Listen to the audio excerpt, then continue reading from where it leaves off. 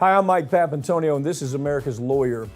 President Biden's announced this week that he's not going to be dropping out of the presidential race, but that announcement, hasn't done anything to calm down Democrat concerns. The DOJ has given Boeing another sweetheart deal to avoid criminal prosecutions, even though they committed criminal conduct. Their faulty airplanes have killed hundreds of people. And a local radio station has fired a popular host. She admitted that the Biden campaign gave her questions to ask during her interview with President Biden. It was all framed out ahead of time. All that and more is coming up. Don't go anywhere. America's Lawyer starts right now.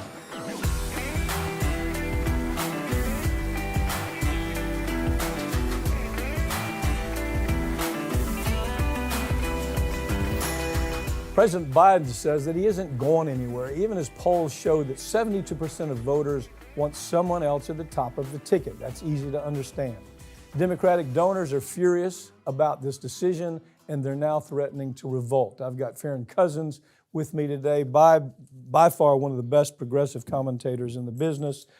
Do you think this means anything? I mean, isn't this a ship that they just have no ability to switch directions?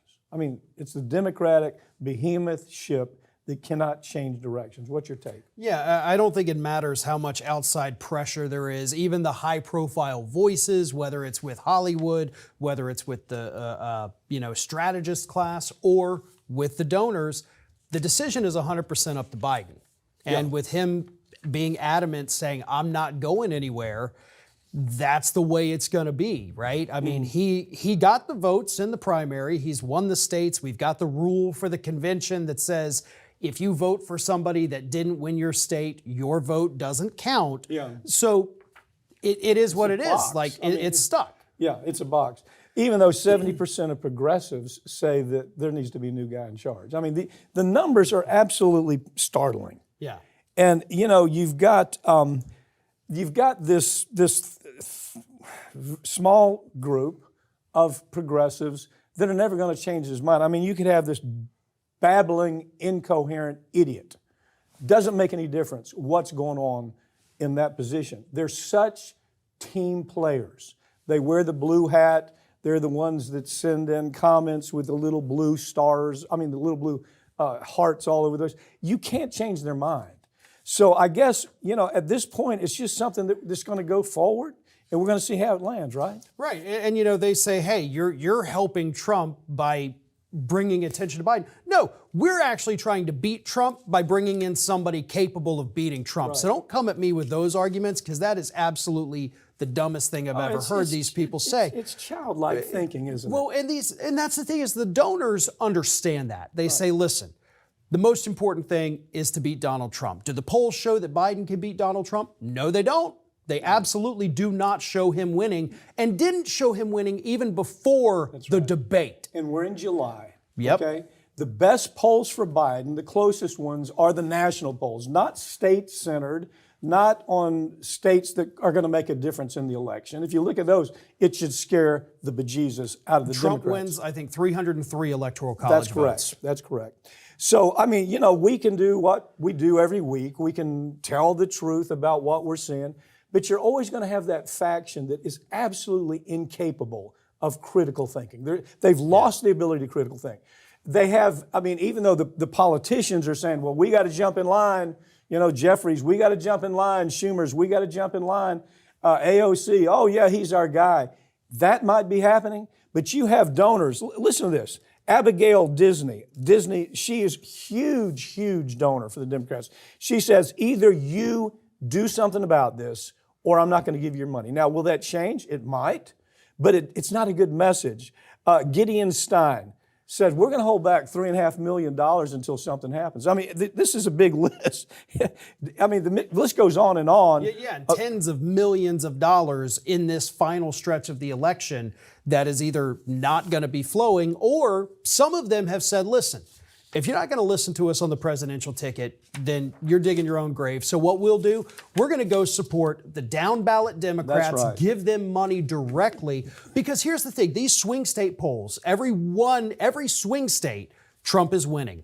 But in those Senate races, in those House races, the Democrats are winning. Democrats can win the down ticket. Yeah. That's why we're saying this. I mean, to me, that's why we're saying, pay attention to what really matters. Carville has gone as far as saying, when they call you, when the Democrats call you for money, don't return their call. Yeah. Hold your, it's being called the Dembargo, the Biden Dembargo. And what we're going to do is hold back money, and you have this issue going on to where now he has to figure out, what do I do about the division? It's very clear what he's going to do. He's going to pit one side, the elites, right? You're hearing, well, the Democratic elites, they don't have any say here. What he's doing is making it look like the rich white guys are making all the decisions, and the African Americans and Hispanics and, working union members, they don't have anything in common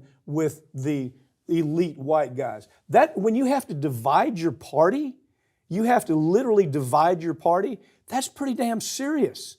And the unions, I can tell you, the unions are not behind this guy like all you got to do is look at one isolated union. Hell, we're seeing the stories all the time. No, we're not behind him. I mean, so there's not this broad union protection that he has, but his theory is divide the party. Rich white elites versus poor working people. That's the new attack. What do you think about that? Yeah, I mean, it's basically going out there saying like, oh, well, these 1%ers, they want me gone, but I'm standing for you. Yes. And it is trying to capitalize on like, hey, let me sound like Bernie Sanders here for a few minutes. Exactly. But it's total BS. I mean, he's always been the elite. Yeah. He's come up as the elite. For 52 years 52 in Washington. years he's been the elite. And now all of a sudden, I'm not the elite. There's another part to this. Why is this, what's this reaction?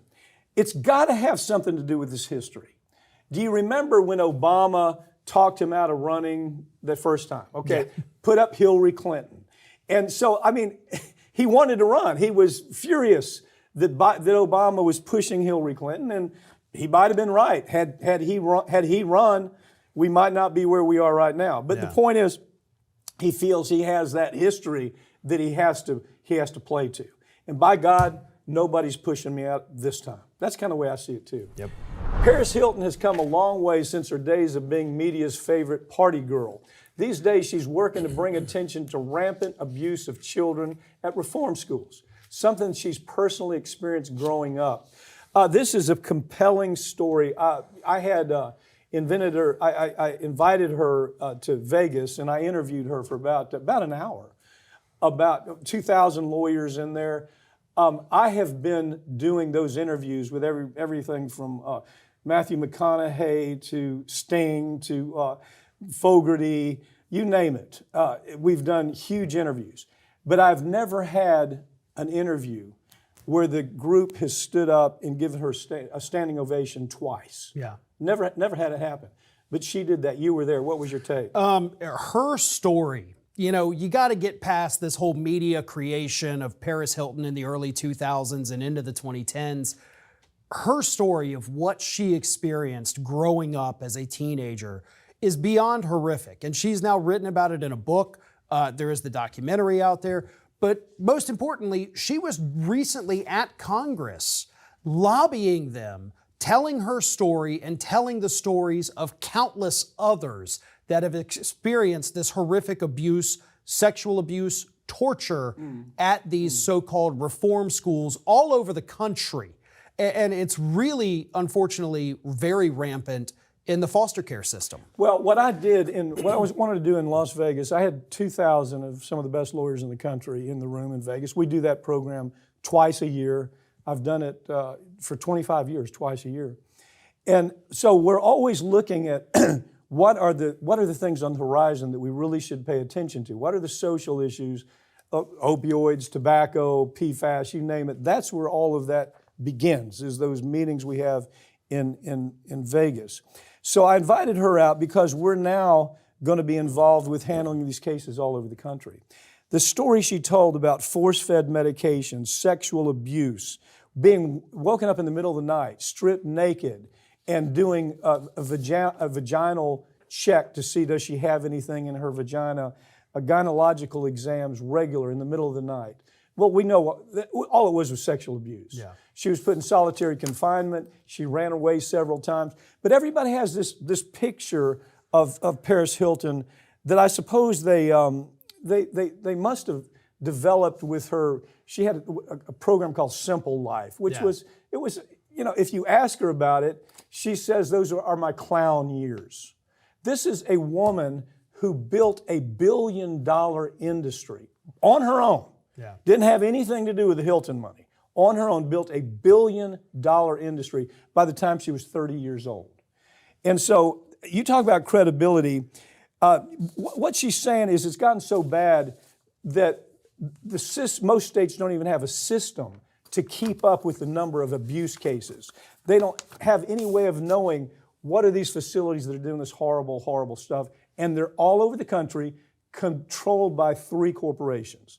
And so we're handling that litigation right now. The stories range from suicide to just rank murder, where the guards, the under-trained guards, are murdering kids. They're saying, well, we had to do this.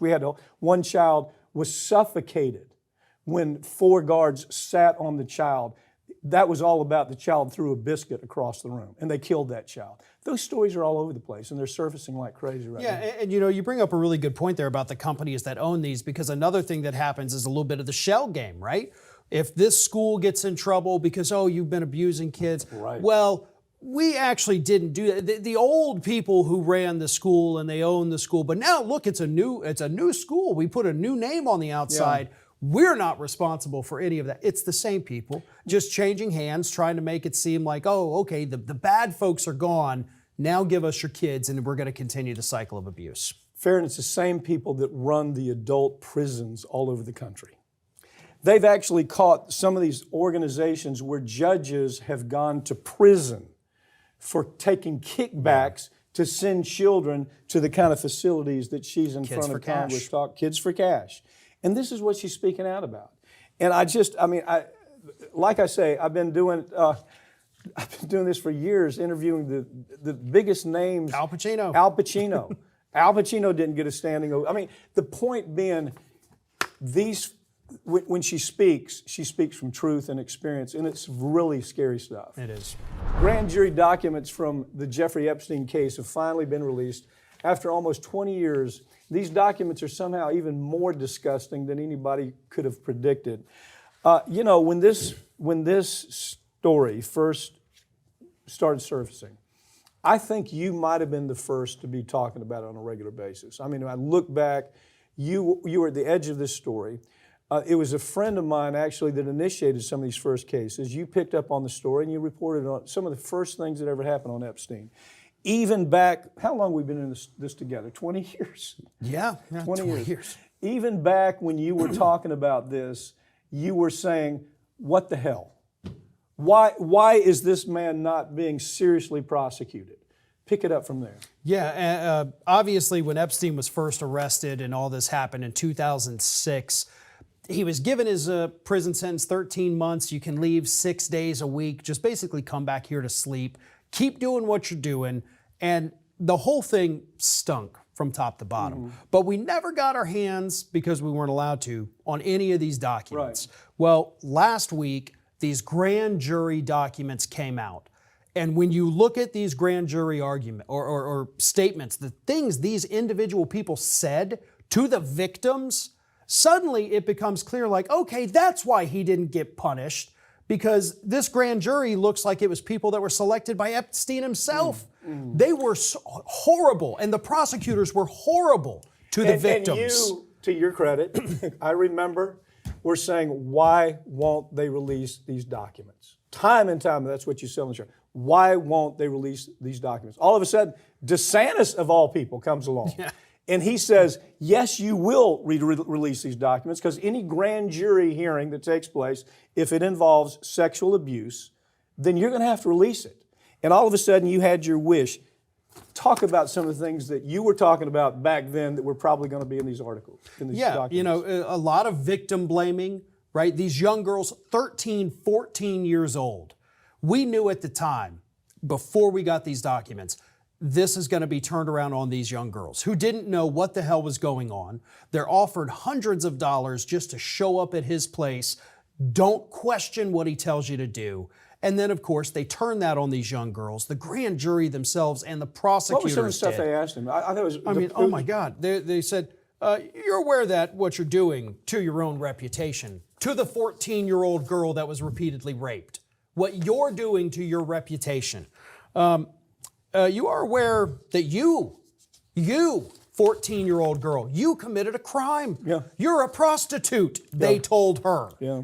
It makes your blood boil to go through when these. you read the questions that the prosecutor, Lana, Belalovec, Yeah. read these documents. Take a look at what the prosecutor that had control of the grand jury. A grand jury will do whatever you want them to do. Yeah. Very rare does a grand jury not do what that prosecutor is asking them to do. This Lana Belalovec thought it was so important that she asked these ridiculous questions, making these kids feel like little minor prostitutes, like they're going to be prosecuted, like, by God, they had control of everything. They knew what they were doing. These were kids who were 14 and 15 years old. This pig knew that they were in high school. I mean, it was very clear, junior high and high school, but he did this anyway. But Belalovec, oh no, my God, she says, well, kid, child, don't you understand what you were doing? Making them feel guilty. Telling them this is what you're going to face if you come to trial. We better talk about it now. Which is why, as these documents tell us, a lot of the accusers decided, I'm not going to testify. Yeah. She scared the hell out of them. I'm not going to name the names. I'm not going to tell who these other men were, which to this day we still don't have a list. But this prosecutor did this intentionally, right? It's almost like she's trying to protect Epstein for some reason. Yeah, that's the way it looked. I mean, it looked like that. I when don't you know read if that's the true or not, documents, but right. when you read this, you'll say, well, what was going on here? Was she trying to protect Epstein? Right. And oh, by the way, Epstein had huge political influence, massive political influence. At the end of the day, here's what they were able to do. They were able to punish him like this. He got 18 months in prison, 18 months in prison, 13 months were in special headquarters. Talk about the special headquarters where they put this freak. Yeah, the special headquarters, which, by the way, the 13 was the only, he didn't serve the remaining 5. Yeah, that's right. So 13 months, he's basically in a special little apartment that is located adjacent to the prison. Every morning at 6 a.m., he's allowed to leave. They say, you're on work release, 6 days a week. So Epstein goes off for 12, 13, 14 hours a day. I think he has to report back by 7 or 8 o'clock at night after leaving at 6 a.m. Brushes his teeth, goes to bed, wakes up the next day, does the same thing. So he's not actually in jail. He's just staying in a crappy hotel for 13 months, essentially. When you read this transcript, you conclude that there was it looks like, I don't know whether it was or not, but anybody looking at it would read and say, it was almost like you were setting out to discourage these kids from going after him. Very disturbing story. Boeing won't be facing criminal prosecution for ignoring safety concerns with their aircrafts that end up killing hundreds of people. The DOJ has offered the company a sweetheart deal, and the families of the victims, well, they're angry, really angry, as you might expect. How many times does a criminal have to engage in criminal activity before you say, time's up, we're going to round up your executives who made these decisions.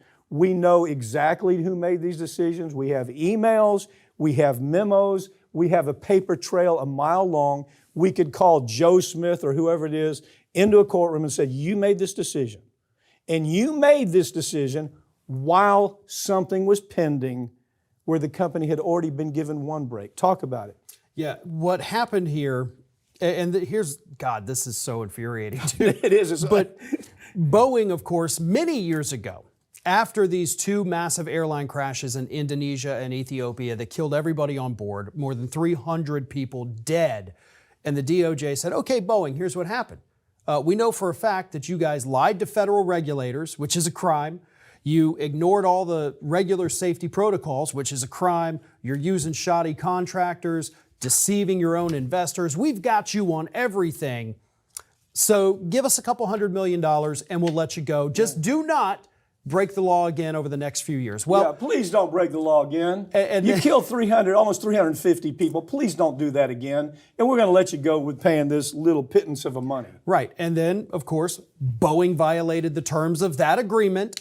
So the DOJ spent the last 6 months, starting in December, going up until last week, saying, what the hell are we going to do with these guys? We can nail them to the wall. They violated the agreement, so now we're clear to prosecute them criminally in court. And the DOJ last week said, actually, you know what? We don't want to do that. Give us a few more $100 million and did you super pinky promise us that you're definitely not going to break the law again. And that's what it is. The reason, by the way, this even happened is because if they do prosecute Boeing, hit them with felonies, Boeing would lose their government contracts. They can't do That's what it is. That is what's at the heart of it. It's all hell with the 350 people, hell with the fact that we already caught you doing this one time and we nailed you by nail. I hate to even use that term. We made you pay a fine that was just a cost of doing business. Look, here's what people don't understand. The average person out there on the street, if they were to drink a fifth of whiskey and drive 90 miles an hour through a school zone, and they were to hit a child, that's called manslaughter. Now, they didn't plan to do it, but their conduct is so reckless.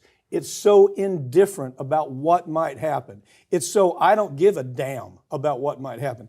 That's manslaughter. They could have gotten the people that made these decisions easily on manslaughter. But same thing we've talked about. The DOJ simply has no chops. They don't have prosecutors that will go in there and do. If it's not easy picking fruit, they won't do it. It was just like the Hunter Biden case. Until that federal judge said, "What the hell? What do you mean you're just going to let him walk?" Until that federal judge did that, those prosecutors were going to let him go because it's the Department of Justice. They do nothing where it comes to challenging themselves as trial lawyers.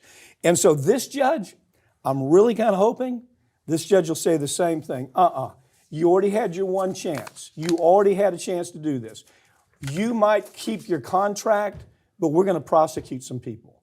We're going to perp walk some people. Otherwise, the problem with it, Farron, is if they don't do something, they're going to be teaching in MBA schools 10, 20 years from now. Here's how you get away with it. Don't worry about it. You can make bad decisions that kill people. You can put dangerous products on the market. You can be risky. You can be indifferent. At the end of the day, all you got to do is pay a fine. Well, I mean, the courses at MBA school now may as well be how to pay off the right politicians, right. how to buy the regulators, how to shred documents. Oh, I'm sure. I mean, that's where we're at. There probably are some courses we don't know about. But, I mean, it's just it's a disgusting story. And I love that these plaintiffs' lawyers that represent these claimants say, hell no. We're going to make a case, we're going to make it public, and we're going to make this judge decide whether this is what the civil justice process should look like in America. I think those are important things. President Biden's team is so worried that he can't hold himself together during an interview that they've been telling interviewers, we're not going to allow the interview unless we write the questions for him. God almighty. In other words, we'll make him available, but we're not going to let him try to answer any questions unless he knows what the answer is, unless he has a card in front of him. And he's practiced this answer. Talk about this story. WURD up in, I forgot which station. Wisconsin. So WURD, you had a local radio host who was very popular. Her name was Andrea Lawful Sanders. So she actually scores a big interview with President Biden the day after the debate. She's all ready for it, psyched up for it, and then shortly before the interview, the White House says, oh, by the way, here's your questions. She says, wait, what are you talking about? They say, well, you have to ask him these questions or else he's not going to be available. Yeah. And obviously, look, if you're a local radio host and you get an interview with the President of the United States, you're gonna do what they tell you to do because you don't want to pass up that opportunity. So I agree what she did was wrong, but I also see why she might do it. I see why she would have done it. Yeah. But so she goes and does the interview, doesn't tell anybody that, okay, everything I asked him was because the White House told me to ask him. She finally admits it on CNN, I think this past weekend, and immediately loses her job because the radio station says, listen, hey, we can't take sides politically And if you are asking questions written by this Democratic administration, you're putting our license at risk. We can't have that. You have to love this radio station for doing that. WURD, they've been around a long time. Yeah. They're kind of they're really the voice of the African American community all over Wisconsin. And the problem here is that the White House seemed to think that's just how we have to do business. As a matter of fact, the next day or within a few days, he appears on the Joe Brzezinski show, the Morning Joe. Joe Brzezinski, I call it, because obviously it used to be Joe Scarborough, but I think it's Joe Brzezinski now. And they do the same thing there. He literally is calling into the station. He's calling into the TV show. It's not a Zoom, it's a picture of him. And he's been asked questions with advisors, with cards in front of him where he knows exactly how to answer the question. There's no stress there. A president should be able to deal with that kind of stress. But MSNBC said, oh, this is a big victory for us. We got the president on the Joe Brzezinski show. And that just talks about how important we are. Let's put that in perspective, okay? I love when you talk about these statistics because you've really done a lot of look. If you take all MSNBC, CNN, Fox, and you put all of that together, what is the percentage of the American public that even watches? Little over 3%. Okay, that's with all of them. Yeah, all okay. of them. So 300 million Americans.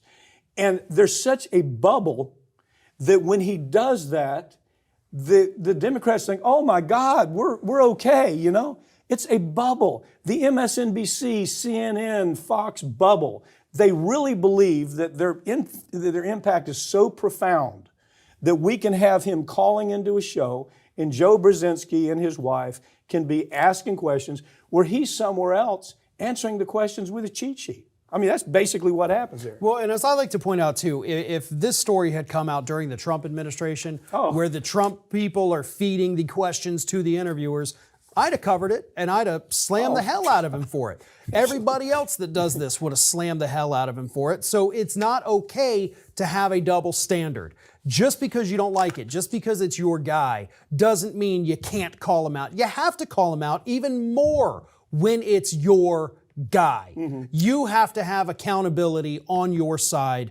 And it's been terrifying what we've seen on the left in the last 2 weeks where they don't want to have accountability. They don't want to have the unpleasant conversations. Right. And that's not my job to sit here and make you feel good. Farron, you talk about the dumpster fire, the dumpster fire all the time that is mainstream, that is corporate media. Yeah. What is it? 29% of Americans have a favorable view of the dumpster fire taking place with corporate media. 29%. That turn on the station and say, I can really believe what they have to say. And the problem is, how does this help? The public is already so, it's deplorable bias, misinformation, corporate financial interest ahead of the news, no control over transparency, cover issues that are being told to be covered by management, not by real journalists. These people aren't journalists. I mean, we to some degree, we're really not journalists. All we do is we take stories, we try to say, what's the impact of that story? Right. Well, hell, in this situation, they don't even do that. Yeah. They take their marching orders from some cat in New York or Washington, says this is going to be what we talk about. So they see Joe is a dead man walking, and they say, day one, for example, the Joe Brzezinski show. Joe comes out and he's got to retire. We got to get rid of him. Day two, what happens? It's a love affair. Yeah, he says, oh, well, maybe it's a little too harsh here. I gotta tone it down. And look, we know that administrations, both Republican and Democrat, they do have relationships with these on-air personalities. Right. Whether it's not... It's access. Right. It's access. And it may just be some of the staffers or some of the advisors that have the relationships, but, phone calls get made. Right. Of course. Trump used to talk to Sean Hannity on the phone every single night. Of course. And this is what my talking points need to be, Sean. Can you help me with these talking points? Don't we expect something better from journalism? We do. And journalism is dead, though. I mean, look, if The Lever were to get an interview with President Biden, I guarantee you they wouldn't read off the list of questions. No. The Intercept would not. And they'd have real questions by real journalists, not talking heads. And I mean, you know, the truth is, what we see them doing already by these two interviews, and even to the Stephanopoulos interview to some degree, you keep hearing Biden saying, it's the Democratic elite that doesn't want me here. It's that 1.5% elite of Democrats that, oh, by the way, have been sending him money his entire career. And now he's trying to distance himself from that and say, I'm not one of them. I'm one of the working people, right? Right, and those are the same people that are funding these media outlets, that are running all the ads. So it is one big circle up there. It's a circle that you and I are not in, thank God. I don't want to be in the circle. Don't ever put me in your bubble because we have to remain objective. And again, we got to give people the truth, which we do, and sometimes you may not like the truth, you know what? but you're going to suck it up. You at the point in your career you don't really care. I mean, you know, I don't really care. I generally do not care. People are always, you know, they're calling our staff, well, I'm going to unsubscribe.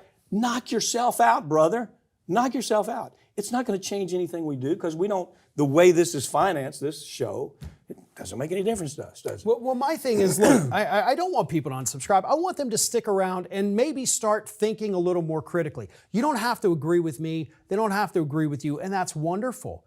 You know, but take what we say and at least start to think, well, okay, but maybe then...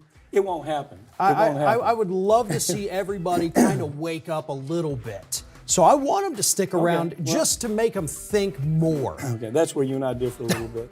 Thanks for joining me, okay? Thank you. That's all the time we have, but all these segments will be posted right here on this channel in coming weeks, so make sure you subscribe. I'm Mike Papantonio, and this has been America's Lawyer, where we tell you the stories that corporate media won't tell you. Because they're advertisers, they won't let them tell the stories, or their tribal politics won't allow for it. We don't have that problem. We aren't beholden to corporations, and we're sure not beholden to political parties. We'll see you next time.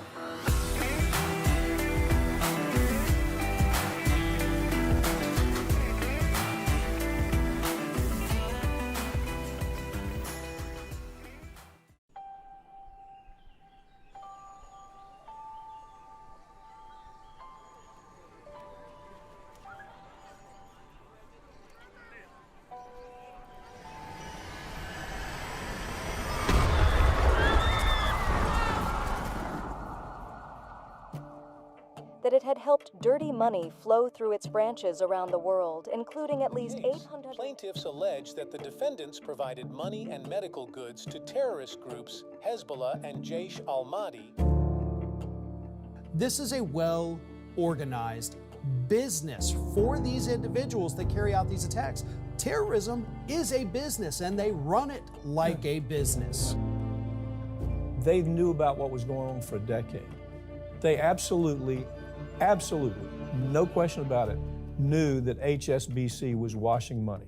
They had every reason to understand it was for terrorism and it was for drug cartels. Took no action whatsoever. These banks are involved. Their accounts are connected, and they're using them to mask the transactions. The more complicated they can make the transactions, the more distance they can put between the bad guys and a seemingly legitimate purpose of these funds. They pay $1.9 billion, which is a drop in the bucket compared to what they've made, and nobody goes to prison. These CEOs, these bankers that made this decision, they're safe at home. They know what they've done. It's resulted in the death of Americans, contractors and soldiers, not just hundreds, but thousands. And we look the other way because they don't look like criminals. The die is cast. The people that are responsible are on Wall Street. And they don't look like criminals. It's almost a suspension of disbelief. Sometimes I'll have people call me and say, is this real? Do they really get away with this? Yeah, they do.